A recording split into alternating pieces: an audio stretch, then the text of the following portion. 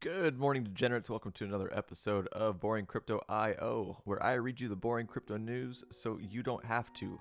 My name is Not Important, and I'm your host. Guys, it has been an interesting morning. I am finally just getting around to this video way late because I had computer issues, as well as Cointelegraph wasn't opening for some reason, so I had to dig around a little bit harder than usual to find your guys' news. Outside of that, let's not waste any more time, guys. What do we got going on today? CZ's bashing Kevin O'Leary, as well as everyone else in the crypto space. Here we go, Kevin O'Leary. Binance deliberately caused FTX collapse, says Kevin O'Leary. The Justice Department charges 9 in crypto Ponzi schemes. The White House refuses to answer questions about Sam Bankman-Fried donations. Weird, not really. And Bitcoin falls as Federal Reserve slows rate hikes, but stays hawkish. Let's get right into it. Bitcoin. Guys, like I said, we couldn't stay above that $18,000 level. When the FOMC meeting started yesterday, we did get a big swing up to about 18.4, but then came right back down. As you guys see right now, we're starting to form an ascending channel, which is usually a bearish trend. We shall see what happens. Again, it's not really exciting, nothing new. ETH looking about the same. Again, bounced up to 1340, excuse me, and then came back down. But what it is doing is following this trend line, came right down to it, and we'll see what happens, guys. Boring as usual. So CZ had some words to say about the infamous Kevin O'Leary. It seems that 15 million not only changed Kevin O'Leary's mind about crypto, it also made him align with the fraudster. Is he seriously defending Sam Bankman-Fried? He seems to continue to be doing this, and he is not making himself look very good in the crypto space. I know Ben Armstrong, BitBoy, has been going after him quite heavily as well. But if you want to follow this, he was on CNBC doing an interview. CZ has the link to that video on his Twitter if you want to go watch it. All right, first story. Hello, Mr. Wonderful. Not so much anymore. Binance deliberately caused FTX collapse, says Kevin O'Leary. The star of the Shark Tank had some strong words for the exchange at the FTX hearing in the U.S. Senate today. Canadian entrepreneur and Shark Tank star Kevin O'Leary today slammed crypto exchange Binance and claimed it caused the collapse of FTX on purpose. Speaking at the Senate Committee on Banking, Housing, and Urban Affairs hearing, the celebrity businessman also said Binance is a massive, unregulated monopoly now. FTX, one of the biggest digital assets exchanges on the planet, last month collapsed spectacularly, prompting lawmakers to think more than ever about how to regulate digital assets. The title of today's hearing was Crypto Crash, Why the FTX Bubble Burst, and the Harm to Consumers. Today, O'Leary, who was heavily invested in FTX, told the hearing, I have an opinion, not the records. One put the other out of business intentionally. Binance, the world's biggest cryptocurrency exchange, played an early part in the collapse of mega exchange FTX last month. Binance CEO CZ announced that he would be selling the exchange's holdings of FTX native token, a move that triggered a liquidity crisis. Days later, FTX filed for bankruptcy. The exchange's bankruptcy trashed the crypto market, including several companies with exposure to the behemoth. O'Leary also argued for stronger regulation today, noting that FTX-owned derivatives trading platform LedgerX was the only entity that didn't go to zero following the crash because it was regulated by the Commodity Futures Trading Commission. And he wasn't the only one. Cynthia Loomis told the hearing that it was time to separate digital assets from crypto organizations. FTX is a good old-fashioned fraud, she said.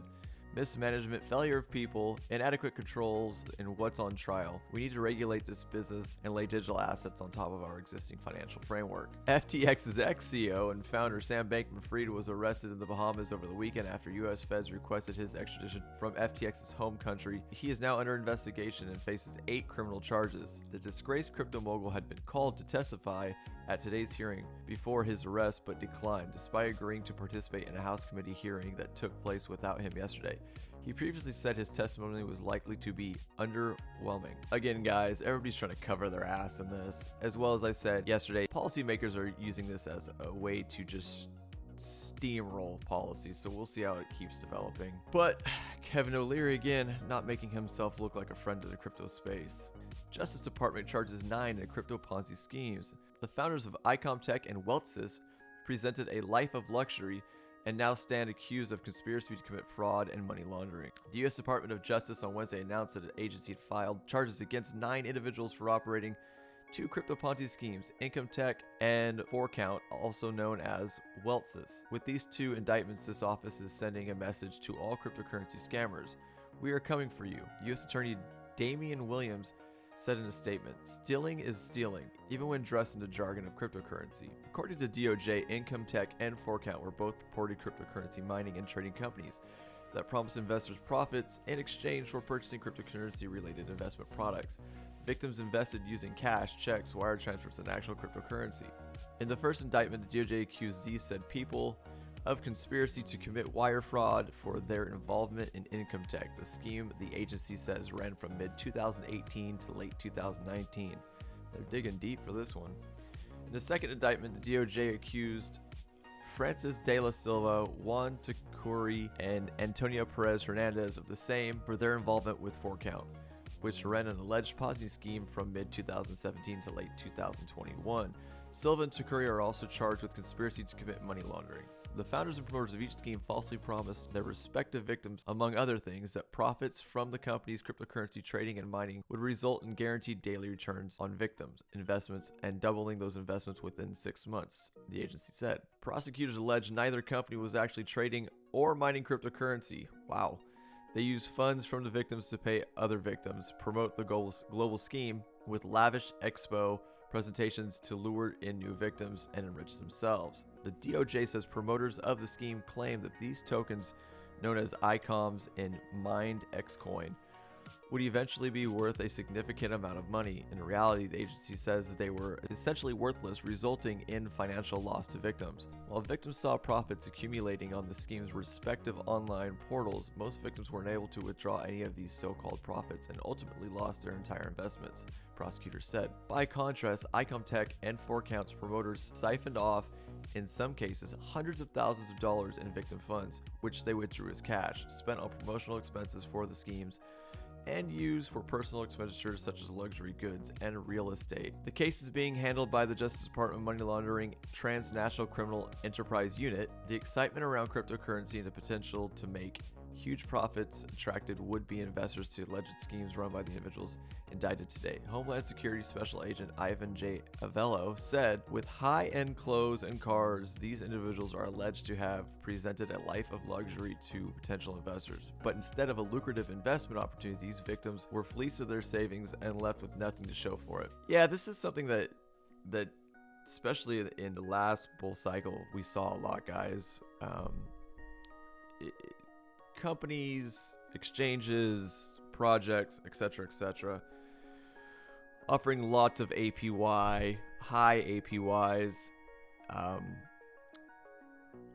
just by staking or planting your tokens in their company. I've always been really weary of this stuff. Anything offering crazy APY, it always just seemed really shady to me. And there was a lot of companies that went down for this just recently. I mean, even Celsius was kind of, and I still don't know the full details of the Celsius debacle, but even Celsius was kind of the same thing, where it's showing you have tons of money and you're making all this profit, and then when you went to withdraw, they wouldn't let you. Moving on, White House refuses to answer questions about Sam Bankman-Fried donations. Well, the rumor is that Sam Bankman-Fried was the second largest investor to the Biden campaign. I'm sure there's nothing shady going on there, that it's all on the up and up. White House Press Secretary Karine Jean-Pierre claimed that she was bound from commenting on the matter by a Depression-era law. The White House has refused to clarify whether it will return any political donations made to President Joe Biden by disgraced FTX founder and former CEO Sam Bankman-Fried. It also won't comment on whether other elected officials should return similar donations, White House Press Secretary Karine Jean-Pierre said Tuesday. In response to questions regarding the status of the millions of dollars in political donations made by Bankman-Fried, potentially with stolen customer funds, during a Tuesday press conference, Jean-Pierre said that she is barred from publicly discussing the subject or the president's views on it due to provisions of the Hatch Act of 1939. Wow. Hiding behind some weird act from 1939. Guys, I'm not surprised. I'm not a fan of any politician. I don't care what side of the fence you're on. These guys got a bunch of money that literally was, in my opinion, the facts coming out, I don't know if it's even opinion anymore. They were given donations of customers' funds, basically. And now they're saying, well, we don't know if we're going to give it back. We don't want to talk about it, etc., etc. Anyway, moving on. I'm covered by the Hatch Act. Jean-Pierre repeated 4 times on Tuesday in a response to questions from Zeke Miller, White House correspondent of the Associated Press. I'm happy to say that over and over again, because we believe in the rule of law here, Jean-Pierre said, directing Miller to take up the issue with the Democratic National Committee. You're hiding. Sorry, that's my opinion, but you're hiding. The Hatch Act, signed by President Franklin D. Roosevelt, is primarily intended to prevent non-elected executive branch employees from making openly political statements. Most clear-cut violations of law have involved head of federal agencies endorsing political candidates or attempting to run for political office themselves. Notably, the president is fully exempt from the Hatch Act, as is the vice president, as both politicians are elected officials who routinely endorse candidates and participate in partisan politics. It therefore remains unclear how clarifying President Biden's views on donations made by bankman-fried in light of the founder's arrest Monday for 8 criminal charges, including conspiracy, wire fraud, money laundering, would risk jeopardizing Jean-Pierre's compliance with the Hatch Act. Not only would President Biden's opinion be exempt from the act, but the matter of discussing bankman-fried's litany of questionably funded, now criminally scrutinized political donations does not appear to constitute the endorsement of any political candidate. U.S. prosecutors in New York on Tuesday charged bankman-fried with campaign finance violations along with 7 other crimes, including wire fraud and conspiracy to commit money laundering. In months preceding bankman-fried's downfall, the founder made some $46.5 million in political donations, the vast majority of which went to Democratic candidates according to data complied by nonprofit OpenSecrets.org. Those donations made FTX founder the Democratic Party's second largest donor, trailing only businessman and philanthropist George Soros. Yeah, guys, in my opinion, they're just hiding. I think that we've all said it. I think this thing is going deeper and deeper and deeper, and everybody's trying to cover their own ass. That's why they're burying Sam as hard as they can right now, even though they were all in cahoots together. And last but not least, guys, Bitcoin falls as the Federal Reserve slows rate hikes but stays hawkish. Yeah, guys, we got the 0.5 yesterday that we all kind of assumed he would. And Powell says he's pretty much going to continue doing this throughout 2023. The U.S. Central Bank raised its benchmark interest rate to a range of 4.25 to 4.5 on Wednesday. Officials now expect current rate hike cycle to peak next year at a terminal rate above 5%. Yeah, guys, you know my opinion on this. I think they need to keep going until we completely get inflation way under control. So we'll see what happens. It is a necessary evil, but they've messed things up so bad that this is what they have to do now. Well, y'all, that is it. I hope you guys enjoy this content as Bitcoin continues to go down. If you do like this type of content, guys, by all means, subscribe to the channel, turn on the bell for notifications, and like the video. And I will see you guys tomorrow for another boring crypto IO news update. Bye-bye.